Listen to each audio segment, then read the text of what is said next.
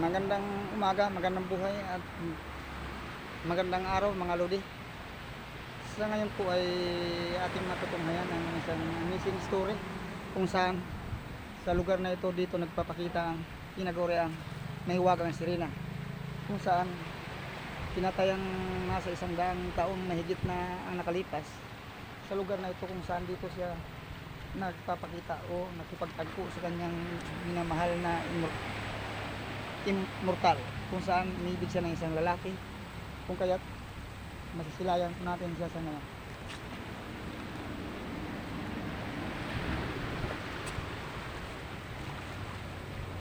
Aakyat tayo mga guys sa pinakatuktok ng bato, kung saan hinubog ito ng mga mamayan ng Katimunan para maalala at masilayan nila ang magandang istorya ng sirenang ito, kung saan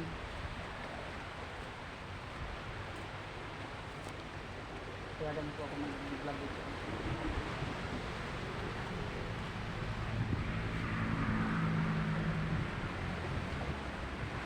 Okay mga guys, andito na po tayo sa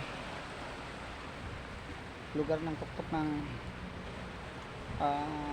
malalaking bato na ito, kung saan pinaghirap at sobrang nilagay ko ng mga tao.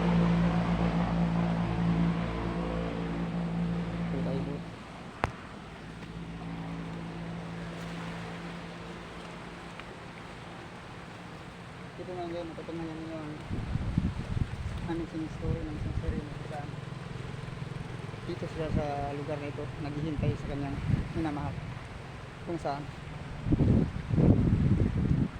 matatanaw natin ang palibot ng buong Katimunan at ng palibot nito, kung saan makikita natin ang mga maglalakihang building at saka magagandang tanawin sa lugar na ito. Dito na nagkagami na hinihintay at naman na niyero.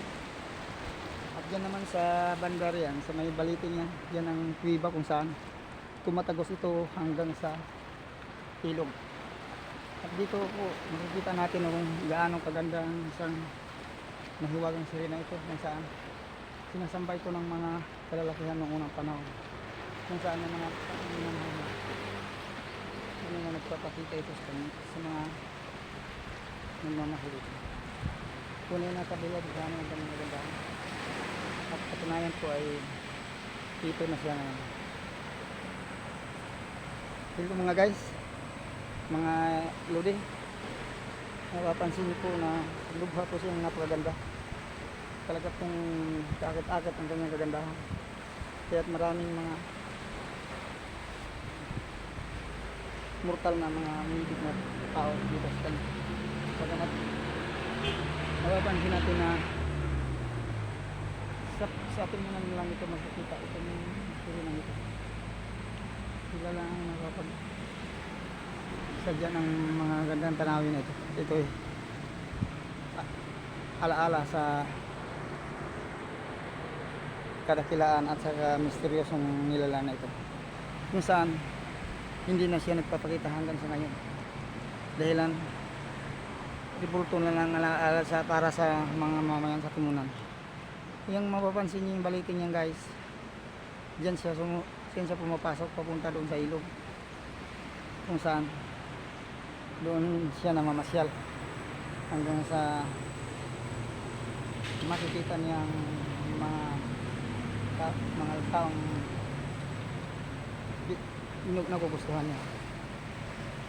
Matatanda na itong lugar ng ating napaka-historical nito, at minabuti ito ng mga mamamayan na maging alaala kay Disibel, kaya tinatag itong ribultong ito para sa pag-alala ng napakagandang sirena nito. Bagamat ribulto na lang siya, pero naiiwan ang alaala sa mga ating nanin, kung saan daang taong na napapakita ito. Kaya mga guys, makikita nyo na medyo nasira na ng bagyo ang kanyang mga buntot, bagamat napakatanyag, malalantad pa rin ang kagandahan ng pagkayuho nito. Makikita mga guys ay yun ang baba ng bulto ng batong ito kung saan maisip mo kung paano ito nabubuo at paano ito pinagtagpi-tagpi ng panahon. Bagamat mahiwaga po ang lugar ng ating unan, kung kaya marami din ang naiintriga sa mga storya dito sa ating mga lodi. Itong ang aking isisiwalat sa inyo at ito ang aking papakita sa inyo ang amazing story ng sirena. Yung mga guys, ito yung buong palibot ng ating unan kung saan matatanaw natin ang pier, matatanaw natin ang buong palibot ng struktura na ginagawa ng mga tao dito, na mamamayan dito sa ating unan.